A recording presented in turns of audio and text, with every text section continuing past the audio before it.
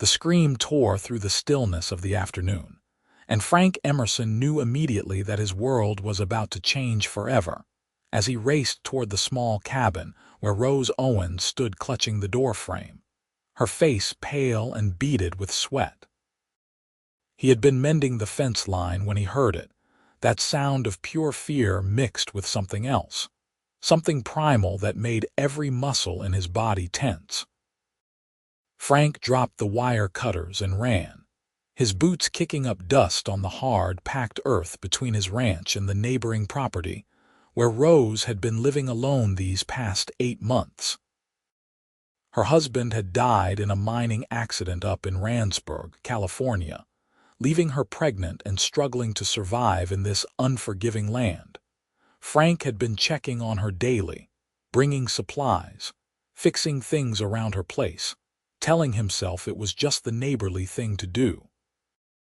But the truth was something he had been fighting for months now, a feeling that grew stronger every time he saw her smile, every time she thanked him with those warm brown eyes that seemed to look right through to his soul. "Rose," he called out as he reached the porch. "What is it?" She looked up at him and he saw fear there, real and raw. "The baby," she gasped. "Frank, the baby is coming. Now." His heart hammered against his ribs. It was too early. She had told him the baby was not due for another 3 weeks. "All right," he said, forcing his voice to stay calm even as panic threatened to overwhelm him. "Let's get you inside. Let me help you." He put his arm around her waist, supporting her weight as another contraction seized her body. She cried out, her fingers digging into his arm with surprising strength.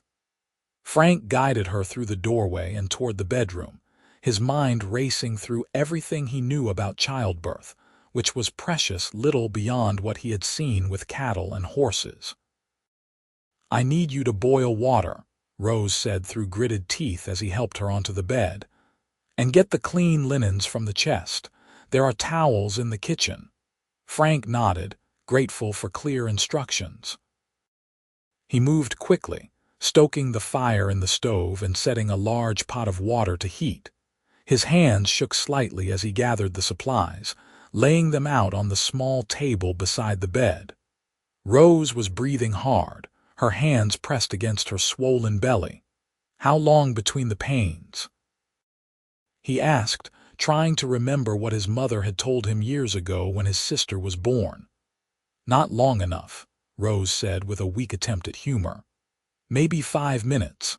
They started about an hour ago, but they were further apart then. It is happening fast, Frank, too fast." He knelt beside the bed and took her hand in his. "You are going to be fine. The baby is going to be fine. I am right here with you." She looked at him with such trust that it nearly broke his heart. "I am scared," she whispered. "I know. But you are the strongest woman I have ever met, Rose Owens. You have survived things that would have broken most people. You can do this."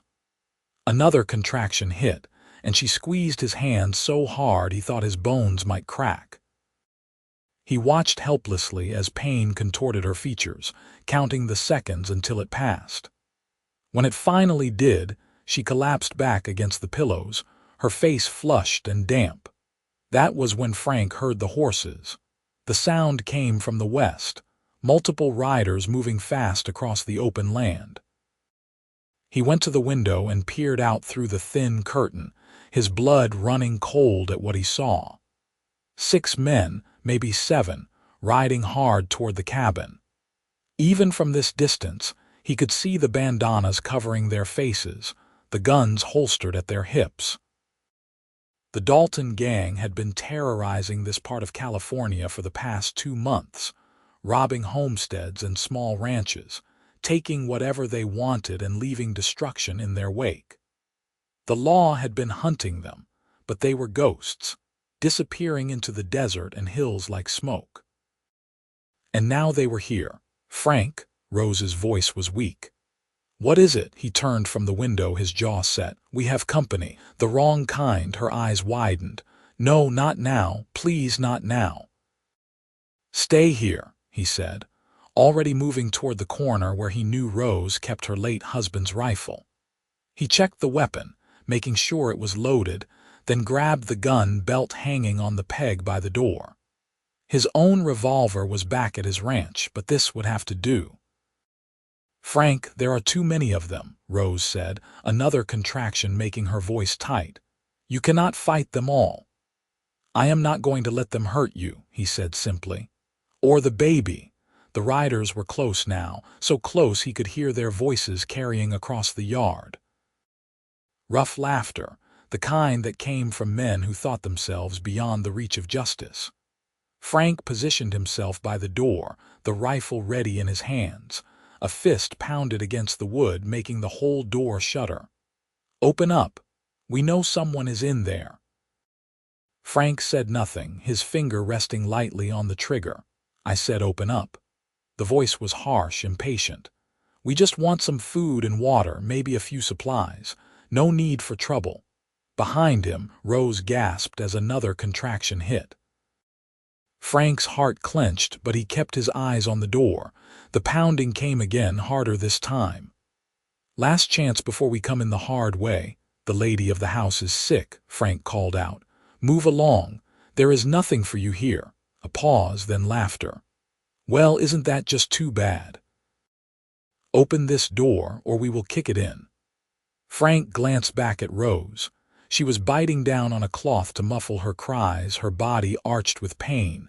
He could see the terror in her eyes, but also something else. Determination. The fierce will to protect her child that he had seen in her so many times these past months. The door exploded inward with a crash of splintering wood. Frank had been ready for it. He fired once, twice, the rifle's report deafening in the small space. The first man through the door went down with a shout, clutching his shoulder. The second man dove to the side, his own gun clearing leather. "Get back," Frank roared, working the rifle's action. "I will kill the next man who tries to come through that door." Bullets smashed through the windows, showering the room with broken glass. Frank dropped low, returning fire through the shattered opening. He heard a yelp of pain, knew he had hit someone else, but there were still too many of them, and they were spreading out, surrounding the cabin. "Frank." Rose's voice cut through the chaos. "The baby. I can feel the baby coming." He risked a glance back at her. Her face was contorted with effort, her hands gripping the bed frame. This was it. The baby was coming right now, and he was the only one here to help her. But if he left his position at the door, the bandits would rush in and it would all be over. "Hold on," he said, though he knew how ridiculous that sounded. "Just hold on a little longer." Another volley of shots tore through the cabin walls. Frank fired back, forcing the attackers to keep their distance. His mind raced, calculating odds and possibilities. The cabin was solid, built to withstand the harsh desert weather, but it would not hold forever against determined men with guns. "We got you surrounded, friend." One of the bandits called out. "Throw out your gun and come out peaceful. We will make it quick." Frank said nothing, reloading the rifle with hands that moved on instinct. Behind him, Rose was screaming now, unable to hold back the sounds any longer. The bandits heard it too. "Is that a woman in there?" A different voice this time, younger with a cruel edge to it. Well, this just got a lot more interesting. Rage flooded through Frank like fire. He fired 3 more shots in quick succession, driving the men back from the door. Then he turned and rushed to Rose's side, his hands still gripping the rifle. "I am here," he said. "Tell me what to do." Her eyes found his, wide with pain and fear, but also trust. "The baby is coming.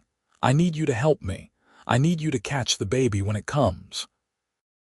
"Rose, I cannot leave the door. They will come in." "Then you are going to have to do both," she said through clenched teeth, "because this baby is not waiting." Another contraction seized her, and Frank saw the impossible truth of her words. The baby was coming whether the bandits were at the door or not. Nature had its own timeline, and it cared nothing for the violence of men. He propped the rifle against the wall within easy reach and moved to the foot of the bed. Rose had already pulled up her skirts, and he could see she was right. The baby's head was crowning, a shock of dark hair visible. "Oh God," he breathed. "You can do this," Rose said, her voice surprisingly steady despite everything. "When the next contraction comes, I am going to push. You need to support the baby's head, guide it out gently." More shots from outside. A bullet punched through the wall above the bed, and Frank threw himself over Rose protectively. She cried out, but it was not from fear this time. It was another contraction, her body bearing down with unstoppable force. Frank positioned himself, his large, calloused hands trembling as they reached out to touch the tiny head. He had delivered foals and calves, had helped bring new life into the world more times than he could count. But this was different. This was Rose's baby. This was a human child, fragile and perfect and depending on him to do this right. "That is it," he said as the head emerged fully. "You are doing amazing, Rose, just a little more." The bandits were trying the door again. He could hear them regrouping, planning their next assault. Frank grabbed the rifle with one hand while keeping the other ready to catch the baby. He fired blind through the doorway, not aiming, just trying to keep them back. "One more push," he told Rose. "Give me one more big push." She screamed, a sound of pure effort, and suddenly the baby was sliding into his hands. Frank nearly dropped the rifle in his shock at holding the tiny, slippery form. The baby was perfect, impossibly small, covered in fluid and blood, but perfect. "Is it?" Rose gasped. "Is the baby all right?" The infant was not crying. Frank's heart stopped for a terrible moment as he stared down at the still, silent form. Then instinct took over. He turned the baby over, supporting the tiny head, and rubbed the small back firmly. Nothing. He rubbed harder, panic clawing at his throat. "Come on," he whispered. "Come on, little one." A gunshot exploded close to the door, spurring Frank to action. He cleared the baby's mouth with his finger, remembering something his mother had done years ago. Then he rubbed the back again, harder this time. The baby gasped, sputtered, and then let out a thin, warbling cry that was the most beautiful sound Frank had ever heard. "He is alive," Frank said, his voice breaking.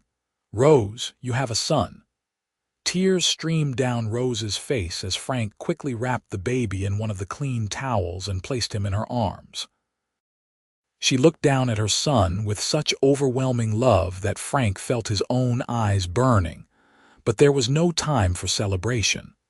The bandits were at the door again, shouting and cursing. Frank grabbed the rifle and fired through the opening, dropping another man who had been foolish enough to try rushing in. "How many bullets do you have left?" one of them yelled. "You cannot hold out forever," Frank checked. 3 rounds left in the rifle.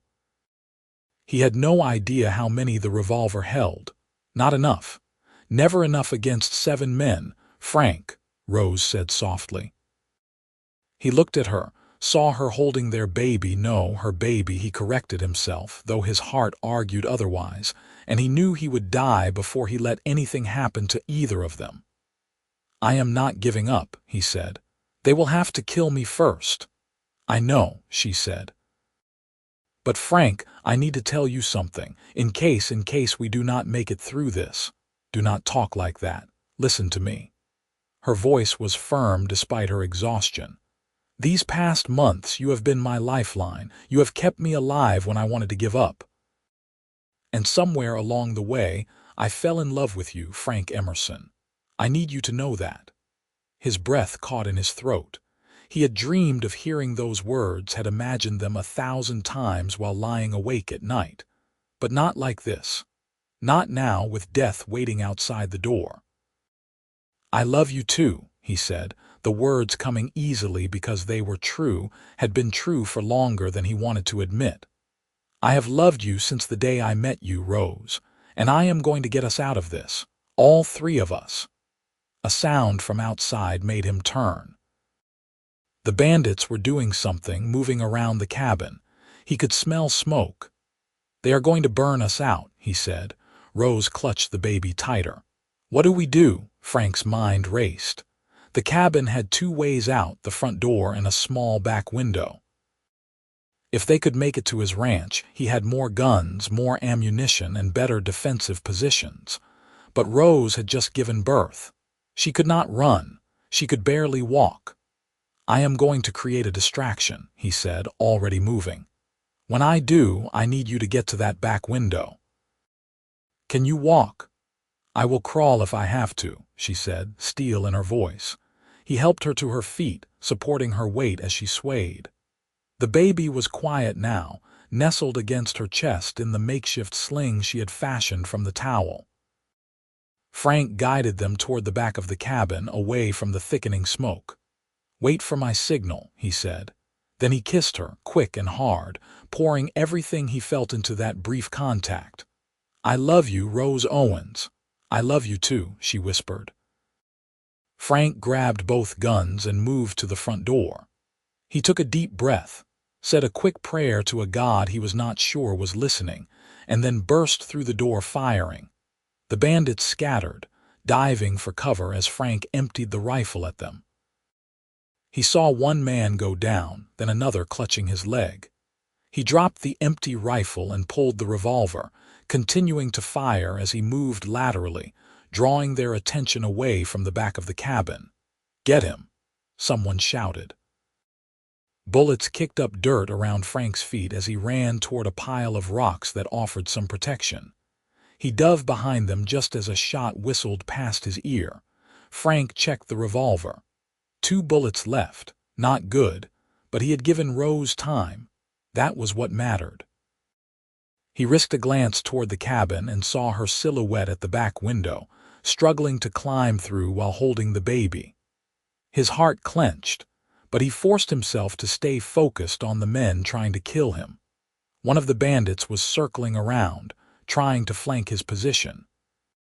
Frank waited until the man was close, then rose up and fired. The shot caught the bandit in the chest and he went down hard, 1 bullet left. "That is it, boys," the leader called out. Frank recognized the voice from earlier. "He is out of ammunition. Let us finish this." Frank saw them emerging from cover, 4 men still on their feet, moving toward him with guns drawn. He raised the revolver, knowing he could only take one of them with his last shot. He picked the leader, the tall man with the cold eyes and the cruel smile. Before he could fire, a rifle shot cracked from behind him. One of the bandits spun and fell. Another shot, and a second man went down. Frank turned and saw Rose standing at the corner of the cabin, her late husband's rifle in her hands, the baby somehow still secure against her chest. She was swaying on her feet, pale as death, but her aim was steady.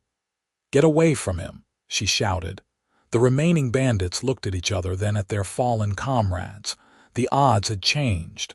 What had seemed like easy prey had become a deadly trap. The leader cursed and turned his horse. "This is not worth it," he snarled. "Let us go." They rode off in a thunder of hooves, leaving their dead and wounded behind. Frank stood there for a moment, unable to quite believe they were gone.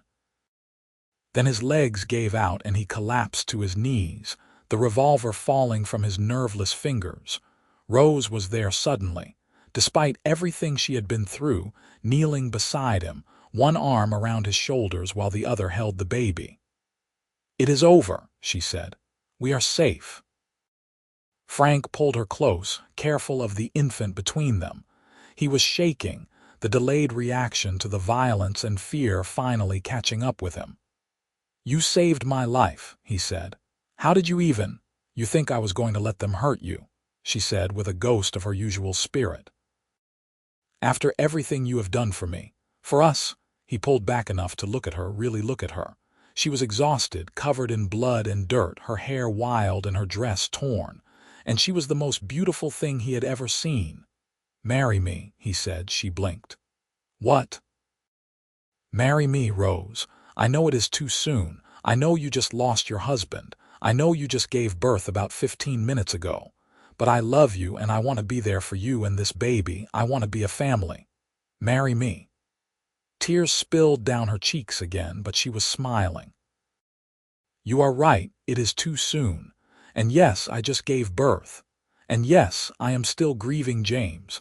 But Frank Emerson, I will marry you. He kissed her then, softly this time, a promise of all the tomorrows they would have together. The baby made a small sound between them, and they both laughed, the sound slightly hysterical but genuine. We should get inside, Rose said. I need to lie down before I fall down.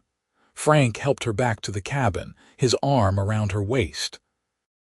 The damage from the fight was evident everywhere: broken windows, bullet holes in the walls, the smell of smoke and gunpowder thick in the air. But it was still standing. They were still standing. He got Rose settled back on the bed, helping her get comfortable while she adjusted the baby at her breast. The infant latched on immediately, and Rose sighed with relief. I need to check on those men outside, Frank said reluctantly. Make sure they are not going to be a problem.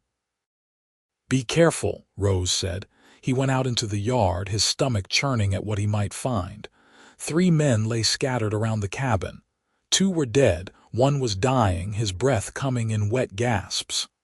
Frank knelt beside him. They're a doctor, the man wheezed. I do not want to die out here. The nearest doctor is in Randsburg, Frank said. That is a 2-hour ride. The man's eyes closed. I am not going to make it that long, am I? Frank said nothing. They both knew the answer. Tell my ma, the man said. Tell her I am sorry. Tell her I should have listened. What is her name? Frank asked. Where can I find her?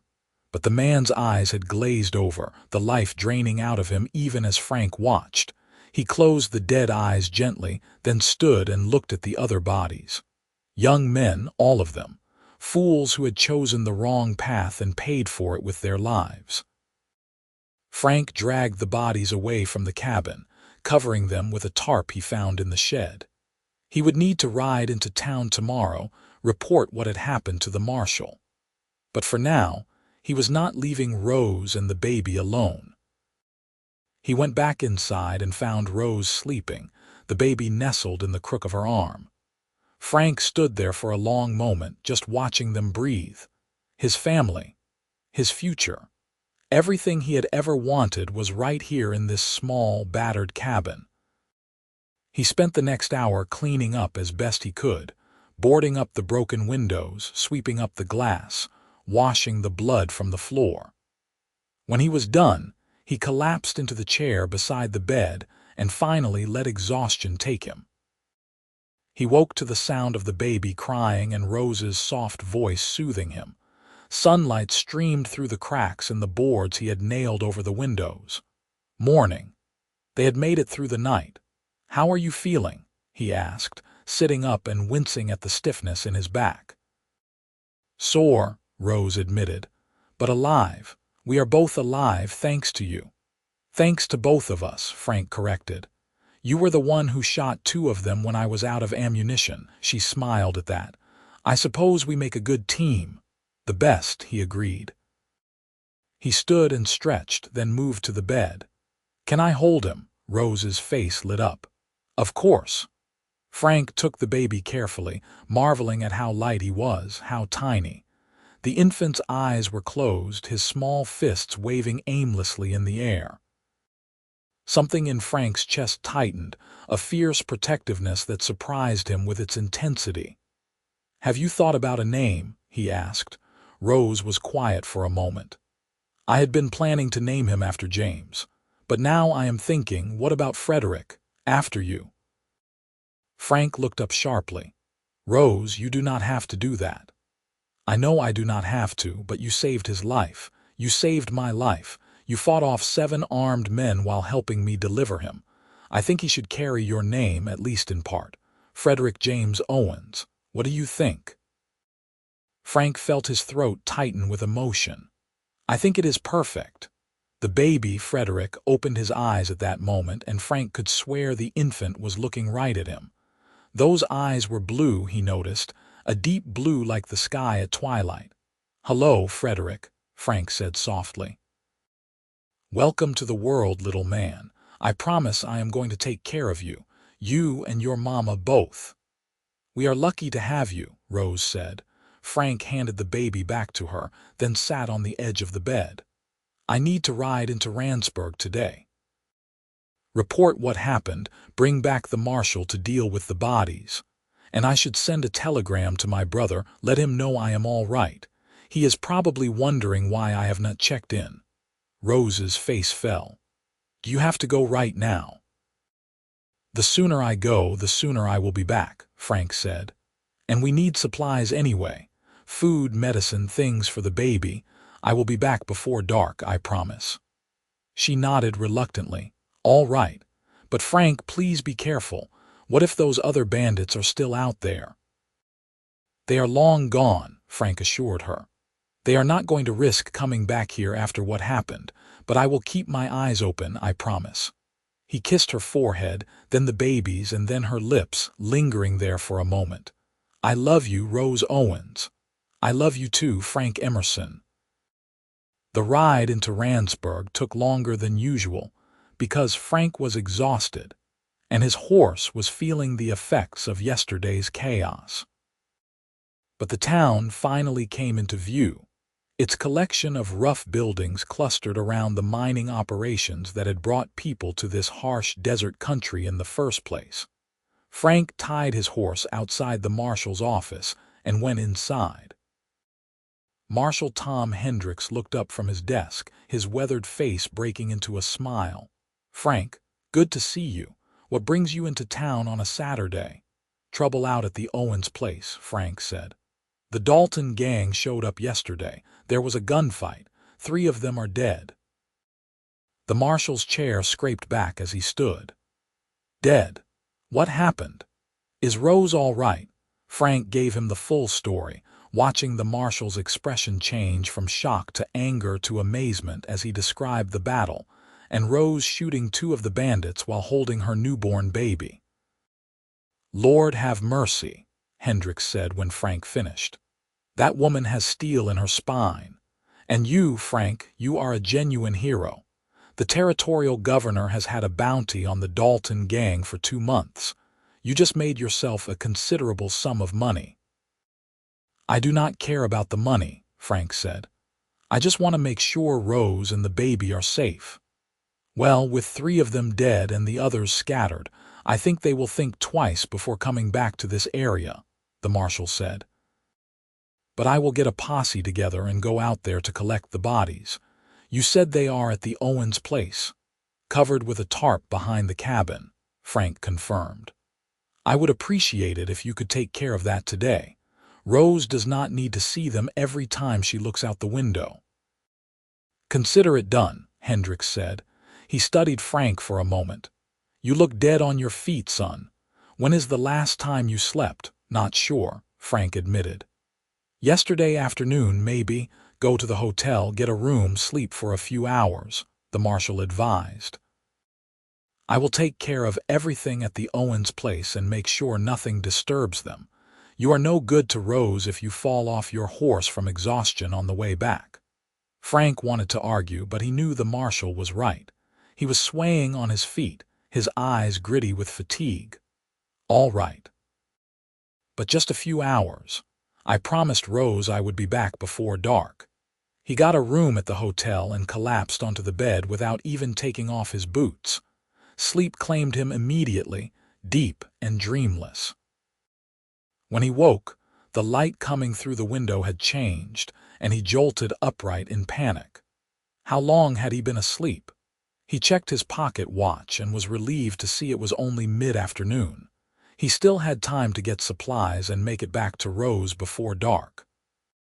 Frank washed his face in the basin, trying to scrub away the lingering exhaustion. Then he headed to the general store, where Mrs. Patterson greeted him with her usual cheerful smile.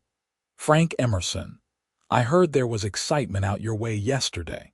News traveled fast in small towns. "Yes, madam. Everything is all right now, though."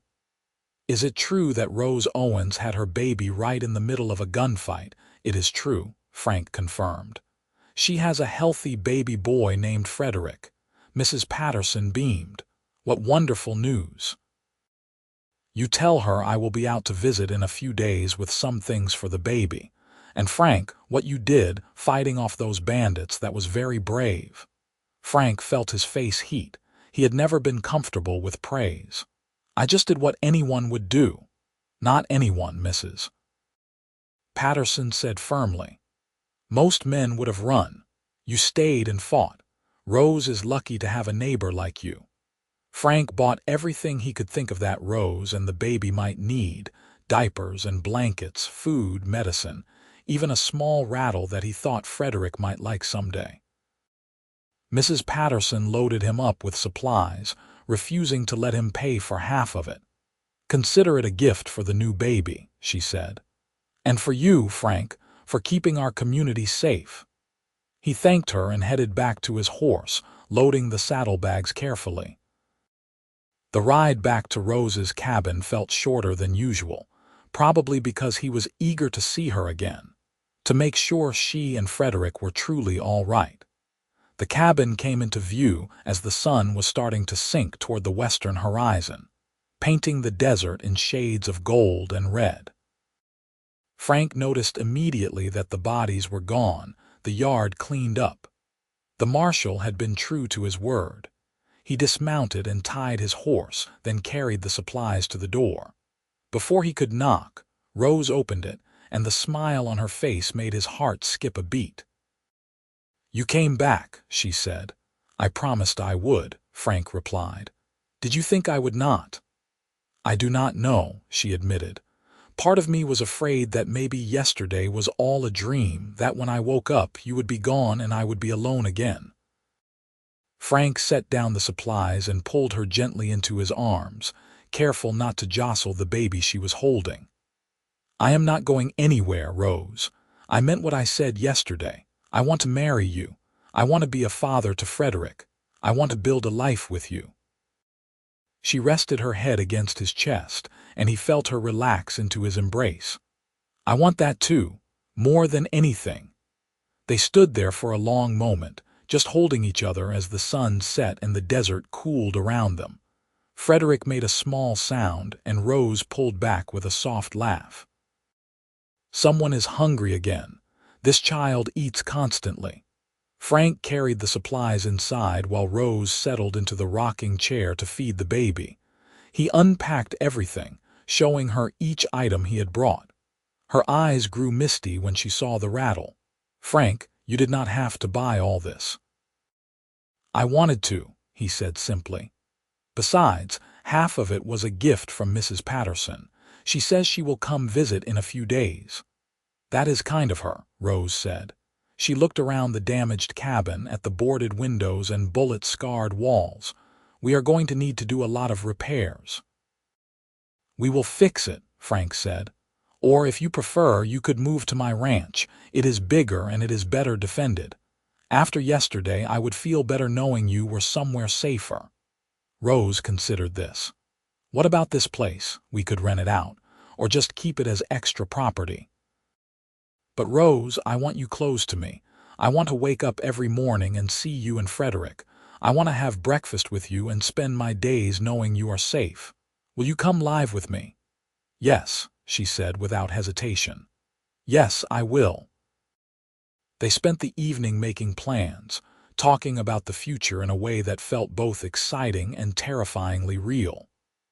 Frank cooked dinner, a simple meal of beans and bacon, while Rose rested with Frederick.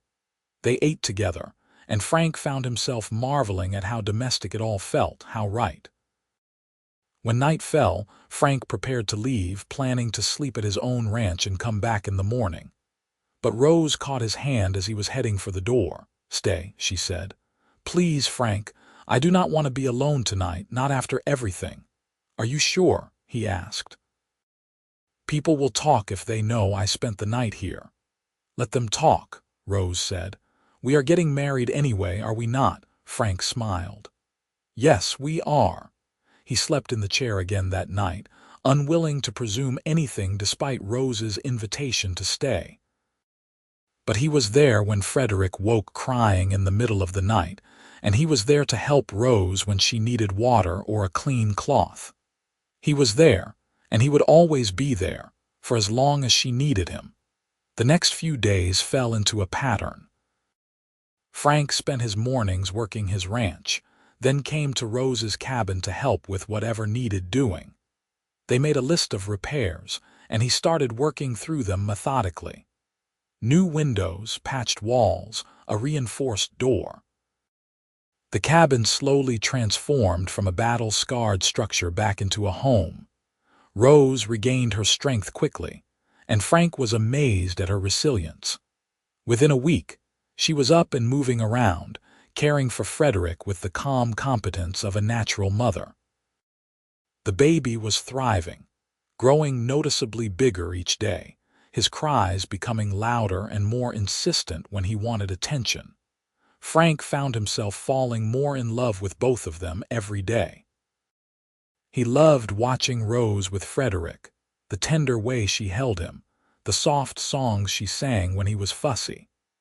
He loved the way she smiled at Frank when he came through the door, the way she touched his arm when she passed him, small gestures of affection that meant the world to him. 2 weeks after the attack, Marshal Hendricks came by with news. The remaining members of the Dalton gang had been caught trying to rob a stage near Bakersfield. They were in custody, awaiting trial. They will hang, Hendricks said matter-of-factly. Between the killings here and the stage robbery, they have earned it. And Frank, the territorial governor, wants to meet you. He is coming through Randsburg next month, and he has specifically asked to shake the hand of the man who broke up the Dalton gang. Frank shifted uncomfortably. I am no hero, Marshal. I was just protecting my family. Your family? Hendricks raised an eyebrow. So it is official then? Rose stepped forward, slipping her hand into Frank's. Yes, it is official. We are getting married, the Marshal grinned. Well, congratulations to you both. When is the happy day? Next Saturday, Rose said, and Frank looked at her in surprise. They had not discussed a specific date yet, but she squeezed his hand and smiled up at him. Unless you have objections. No objections at all, Frank said, his heart soaring. Next Saturday sounds perfect. After the Marshal left, Frank pulled Rose into his arms. Next Saturday, huh? You are sure you are ready? I have never been more sure of anything in my life, Rose said.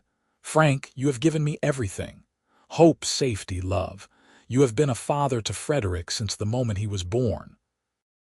Why should we wait any longer? Why indeed, Frank agreed and kissed her. The week leading up to the wedding was a blur of activity. Frank's brother, Felix, rode in from Nevada, bringing his wife and 2 children. Mrs. Patterson organized a party at the church, rallying the whole town to celebrate. Rose's cabin was officially abandoned as she moved into Frank's ranch, and Frank spent every spare moment making sure his home was perfect for his new family. The wedding itself was simple but beautiful. Rose wore a dress that Mrs. Patterson had helped her make, pale blue with white lace trim. Frank wore his best suit, the one he had bought years ago and never had occasion to wear. Frederick was there too, held by Felix's wife during the ceremony, making small baby sounds that had the whole congregation smiling. When the preacher asked Frank if he took Rose to be his lawfully wedded wife, his voice was strong and clear. I do. And when Rose said the same, looking up at him with love shining in her eyes, Frank knew he was the luckiest man alive. They held the reception in the churchyard, with food and music and dancing. Frank danced with his new wife, holding her carefully, mindful that she was still recovering from giving birth. But Rose laughed and told him to stop treating her like she was made of glass. I survived childbirth and a gunfight on the same day, she reminded him. I think I can handle a simple dance." As the sun set and the party wound down, Frank and Rose rode back to the ranch in his wagon, with Frederick sleeping peacefully in his mother's arms. Frank looked over at his wife, still marveling at the word, and felt a peace he had never known before. "What are you thinking?" Rose asked. "I am thinking about how lucky I am," Frank said. "A month ago I was a bachelor rancher with nothing but cattle and land. Now I have a wife and a son. I have a family." "Frederick is lucky to have you," Rose said. "Not every man would have done what you did. Not every man would have claimed another man's child as his own." "He is mine now," Frank said simply. "In every way that matters, I will raise him, protect him, teach him everything I know, and I will love him every bit as much as I love you." Rose leaned against his shoulder. "I know you will." "That is why I love you, Frank Emerson."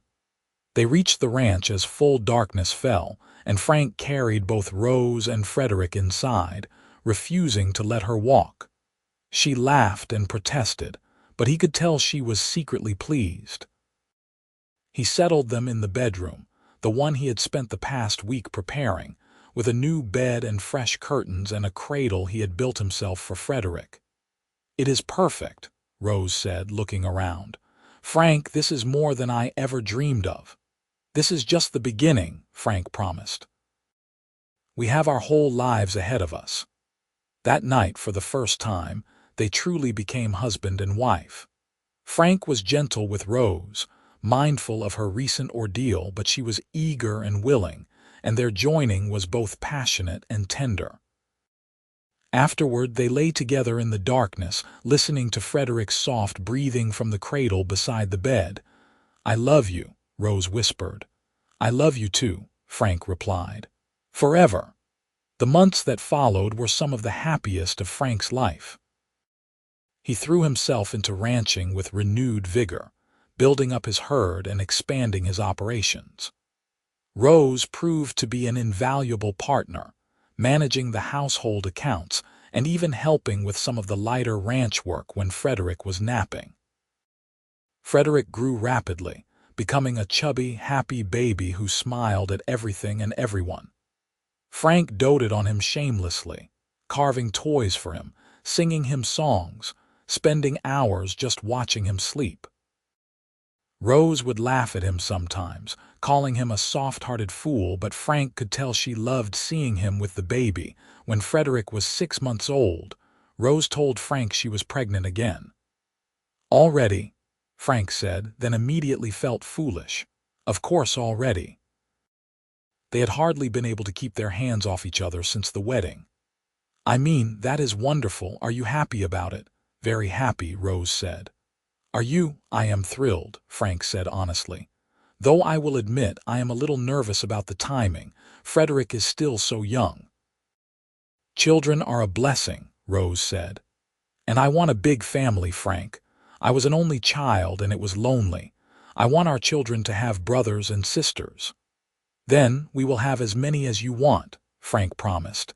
This pregnancy was easier than Rose's first had been. She was healthy and strong, and there were no bandits at the door when her time came.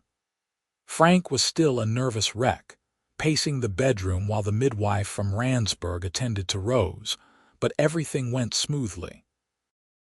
Their second son was born on a cool spring morning, with birds singing outside the window and sunlight streaming through the glass. They named him William, and Frederick, now old enough to toddle around, was fascinated by his new baby brother. "Baby," Frederick said, patting William's head gently. "My baby." "That is right," Frank said, scooping Frederick up. "Your baby brother. You are going to help us take care of him, right?" Frederick nodded seriously, and Frank felt his heart swell with love for both of his sons. His sons. It still amazed him sometimes, how completely he had come to think of Frederick as his own child. Biology meant nothing compared to the bond they had formed. The ranch prospered over the next few years. Frank's hard work paid off, and he became known throughout the region as a reliable source of quality cattle. Rose was equally successful with her vegetable garden and her chickens, selling eggs and produce in Randsburg and bringing in extra income. They had 2 more children in quick succession, a daughter named Ruth and another son named Samuel. The house that had once seemed so large and empty was now filled with noise and laughter, with toys scattered across the floor and small handprints on the windows. Frank loved every chaotic moment of it. He taught Frederick and William to ride, to rope, to care for the animals. He read stories to Ruth every night, her small head resting against his shoulder as she fought sleep to hear just one more page. He rocked Samuel when the baby was teething, walking the floor at midnight while Rose slept exhausted in their bed. Rose bloomed in motherhood, becoming even more beautiful to Frank's eyes. She was patient and loving with the children, firm when she needed to be but always fair. She ran the household with competence and grace, making their house into a true home. And every night after the children were asleep, Frank and Rose would sit together on the porch, watching the stars come out over the desert. Sometimes they talked, sharing the events of the day. Sometimes they sat in comfortable silence, just being together. "You ever think about that day?" Rose asked one evening when Frederick was 10 years old. "The day he was born, I think about it often," Frank admitted. "It was the day that changed my life, the day I became a father. The day I knew I wanted to marry you." "I was so scared," Rose said quietly. "I thought we were all going to die, the baby, me, you. I could not imagine how we would survive." "But we did," Frank said. "We survived and we built something beautiful." Rose leaned against him. "We did we not? Look at all we have, Frank. 4 wonderful children, a successful ranch, each other. Sometimes I have to pinch myself to make sure I am not dreaming." "If you are dreaming, then so am I," Frank said. "And I never want to wake up."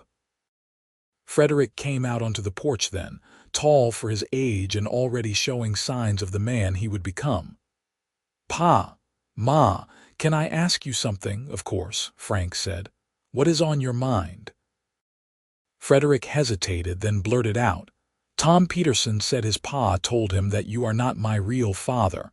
He said my real father died before I was born." "Is that true?" Frank felt Rose tense beside him, but he kept his voice calm. "Come sit down, son." Frederick sat on the porch steps, looking back at them with confusion and hurt in his eyes. Frank took a deep breath, choosing his words carefully. "It is true that I am not your father by blood," he said. "Your biological father was a man named James Owens. He was a good man, and he loved your mother very much. But he died in a mining accident before you were born. I met your mother when she was pregnant with you, and I was there when you came into the world. I have been your father from the moment you took your first breath, Frederick.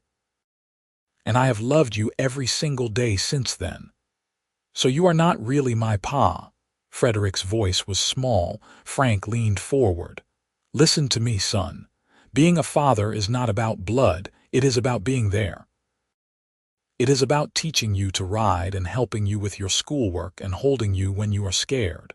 It is about loving you with everything I have. I chose to be your father, Frederick, and that choice is the best thing I have ever done in my life. But why did not you tell me before?" Frederick asked. "We planned to tell you when you were older," Rose said gently. "We did not want you to feel different from your brothers and sister. Because you are not different, Frederick. You are our son, just as much as William or Ruth or Samuel." Frederick was quiet for a long moment, processing this information. Then he looked up at Frank. "Do you love me as much as you love them?" "I love you exactly the same," Frank said firmly. "You are my firstborn son, Frederick. You are the boy who made me a father. There is nothing in this world that could make me love you less." Frederick stood and walked over to Frank, and Frank pulled him into a tight embrace. The boy was getting too big for this, almost as tall as Frank's shoulder, but he buried his face against Frank's chest the way he had when he was small. "I love you, Pa," Frederick mumbled. "I love you too, son," Frank said, his voice rough with emotion. "Always." Rose was crying, and when Frederick pulled away from Frank, he went to her immediately, letting her hold him too. "I love you, Ma. I love you so much, my beautiful boy," Rose said. "You are my miracle. You came into this world fighting, and you have been strong and brave every day since." That night, after Frederick had gone to bed, Frank and Rose lay together in the darkness, holding each other close. "You think he will be all right?" Rose asked.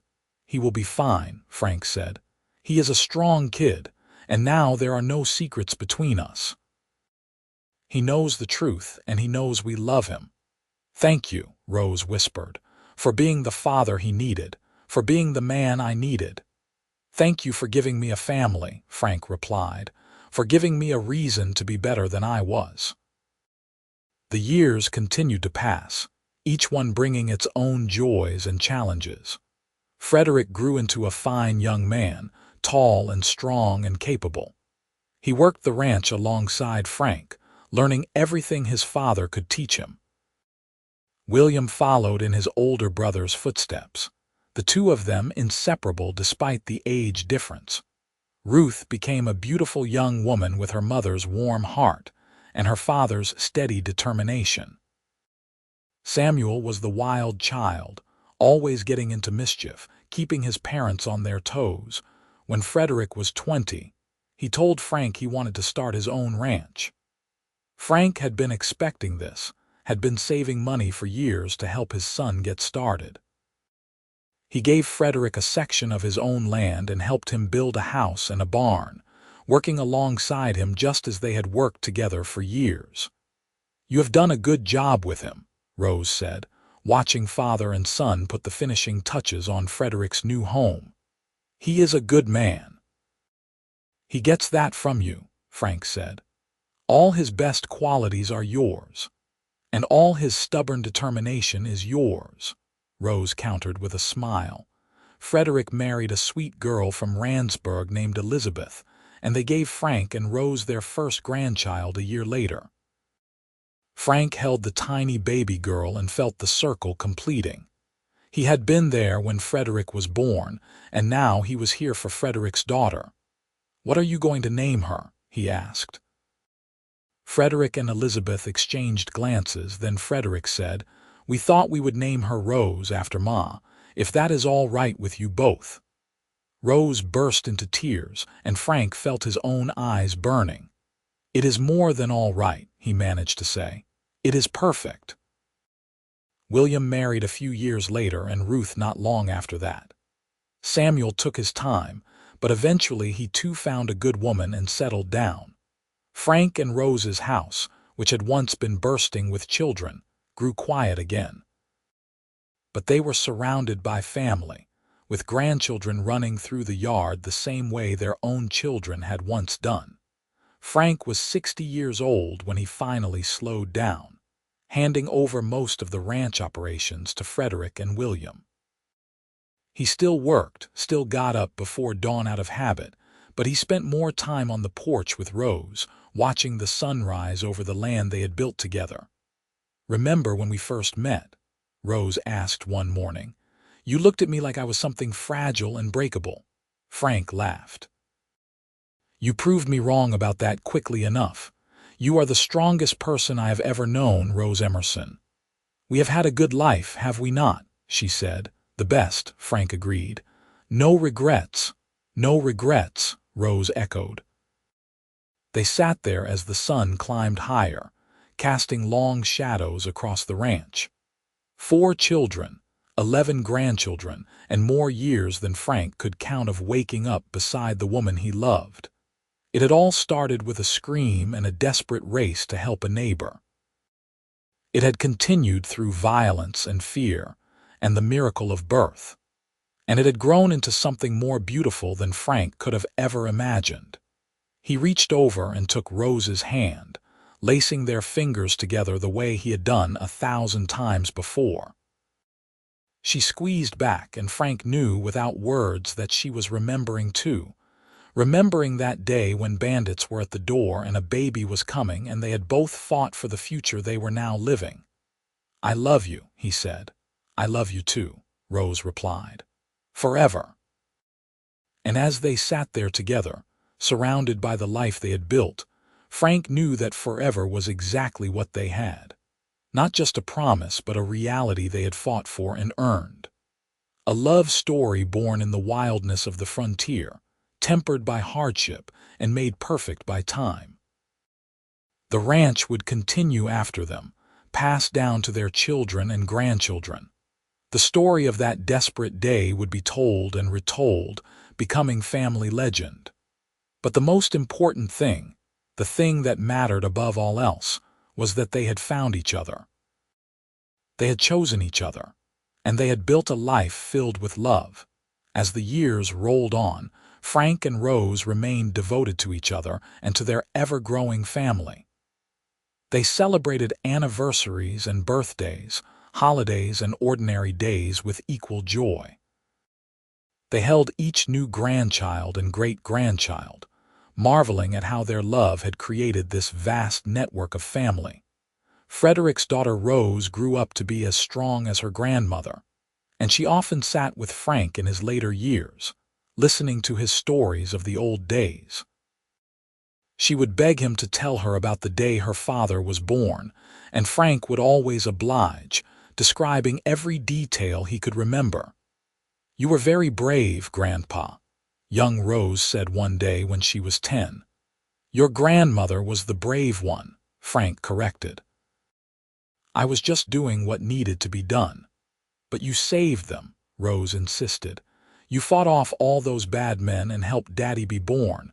That is the bravest thing ever." Frank smiled and ruffled her hair. "Maybe so. But the real bravery was in what came after. Building a life, raising a family, staying committed even when things got hard. That is the kind of bravery that matters, little one." Rose considered this seriously. "I want to be brave like that when I grow up." "You will be," Frank assured her. "You already are." When Frank was 75, his health began to fail. Nothing dramatic, just the slow wearing down of a body that had worked hard for decades. Rose nursed him tenderly, the way she had nursed their children through childhood illnesses. She sat beside his bed and held his hand, reading to him when his eyes grew too tired to read for himself. "I am not ready to lose you," she said one night, tears streaming down her face. "You will never lose me," Frank said, his voice weaker than it once had been but still full of love. "I will always be with you, Rose." In Frederick's smile, in William's laugh, in Ruth's kindness, in Samuel's wild spirit. "I will be in the land we worked together, in this house we filled with love. You will never lose me." "But I want you here," she said. "I want to hold your hand and hear your voice." "I know," Frank said gently. "I want that too. But Rose, we have had 51 years together, 51 years of love and laughter and family. That is more than most people ever get. We have been blessed beyond measure." She lay down beside him, careful not to jostle him, and he put his arm around her the way he had done countless times before. They fell asleep that way, and when morning came, Frank's breathing was shallower, his grip on life loosening. The family gathered, all their children and grandchildren and even some great-grandchildren, filling the house with love and grief. Frederick held his father's hand and thanked him for everything. William wept openly, not ashamed of his tears.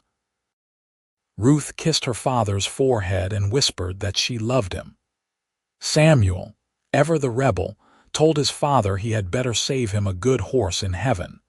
But it was Rose who stayed by his side constantly, refusing to leave even to eat or rest. She talked to him in the quiet moments between family visits, reminding him of their favorite memories, telling him how much he meant to her. "Remember that first kiss," she said. "In the middle of all that chaos with Frederick just born and bandits outside. You kissed me and told me you loved me, and I knew right then that everything would be all right. You have made everything all right for 51 years, Frank Emerson. You have been my hero, my partner, my love. Thank you for choosing me. Thank you for choosing us." Frank squeezed her hand weakly. His eyes were closed, but she knew he heard her. She knew he understood. "I love you," she whispered. "Forever and always." Frank took one more breath, released it slowly, and was gone. Rose did not cry immediately. She sat there, holding his hand, memorizing the feel of his calloused palm against hers. Then Frederick was there, wrapping his arms around her, and she finally let herself weep. They buried Frank on a hill overlooking the ranch, with a simple headstone that read, "Frank Emerson, beloved husband, father, and friend." The funeral was attended by what seemed like half the territory, people coming from miles around to pay their respects to a man who had been known for his integrity, his hard work, and his devotion to family.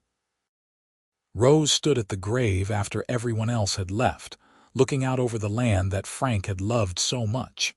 She felt empty, hollow, as if part of her had been buried with him. But she also felt grateful. Grateful for every moment they had shared, every laugh and tear and ordinary day. "I will see you again," she said to the headstone. "But not yet. I still have work to do here. I have grandchildren to spoil and stories to tell. I have to make sure everyone knows what a wonderful man you were. So you wait for me, Frank Emerson. I will come to you when my time is done." Rose lived another 10 years, surrounded by family, still sharp and witty even as her body grew frail. She told stories about Frank to anyone who would listen, keeping his memory alive. She held great-great-grandchildren in her arms and marveled at how much the world had changed since that desperate day when Frederick had been born. When Rose finally passed away peacefully in her sleep at the age of 85, they buried her beside Frank on the hill. The family gathered once more, spanning 4 generations now, all connected by the love story that had started with bandits at the door and a baby coming into the world. Frederick, now an old man himself, stood at his parents' graves with tears in his eyes. "Thank you," he said simply, "for everything." He thought about that day he had been born, the day his parents had told him about so many times. The violence and fear, but also the courage and love. It had set the pattern for his entire life, showing him what real love looked like. Love that protected. Love that sacrificed. Love that endured. Years later, when Frederick's own grandchildren asked him about his parents, he would tell them the story. About a cowboy who fought off bandits while helping a woman give birth. About how that woman became his grandmother and that cowboy became his grandfather, and how their love had created the family that surrounded him now. "It is a true story," he would say. "Every word of it. And the most important part is not the fighting or the danger. It is what came after. The life they built together. The love they shared. That is the legacy they left us."